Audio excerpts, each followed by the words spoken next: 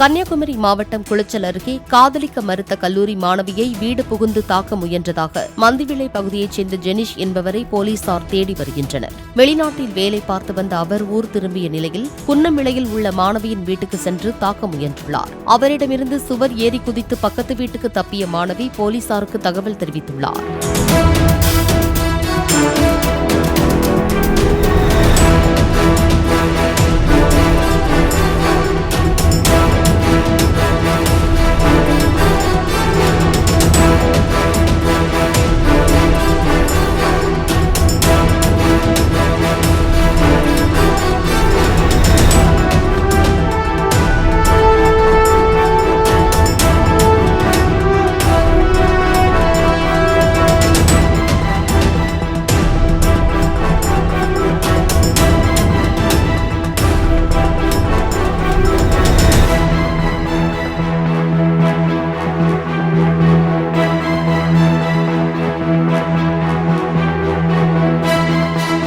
Play store மற்றும் app ஸ்டோரில் இருந்து பாலிமர் செயலியை QR கோடு மூலம் பதிவிறக்கம் செய்யுங்கள்.